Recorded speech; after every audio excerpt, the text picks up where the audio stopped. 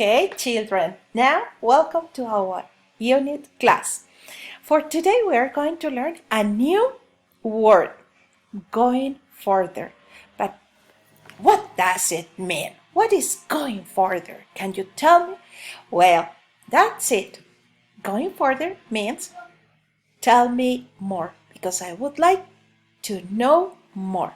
Imagine that you are like a spaceship and this spaceship is going through the universe and you are learning about many things that happen all around the world.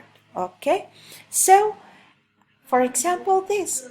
Well, last week when you were asking questions, I was checking in CISO your answers because I wanted to know which are your interests, which are your preferences, and which are your questions.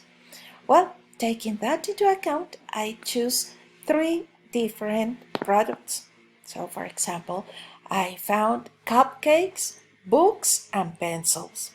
And do you want to know where do these products come from? I suppose yes, but we are not going to learn about the 3 of them.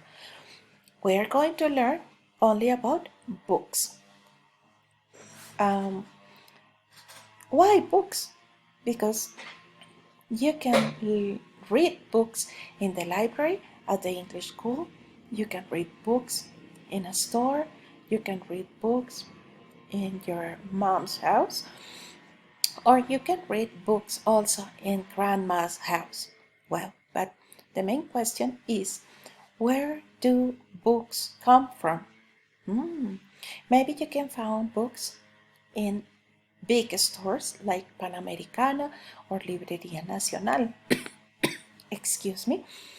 Well, yeah, but do you know which is the process before the books arrive to these big bookstores? Well, let's see. Books come from paper, and paper come from trees. So for here, the natural resource that is taken to produce books is a tree. We need many trees. We have to cut many trees in order to produce paper, and we need lots of paper in order to produce books. Okay? Now, let's see.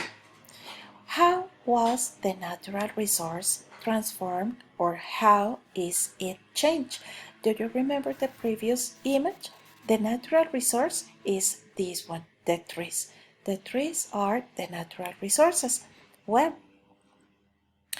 how this tree is used to make some books? Well, what are we going to do? We are going to watch a video about the process of paper, how paper is made.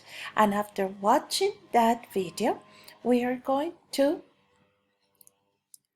answer this. Which is the function of a book?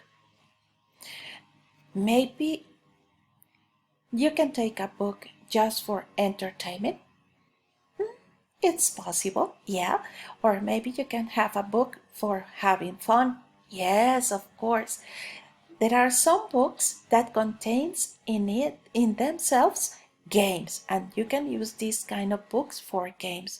Maybe those books are giving information about food or recipes, or maybe these books are those that you can share with your friends, okay? So the function of a book is really, really high, and we have different functions for books. Now, have you imagined or have you ever think about what happened if there are no trees in our world?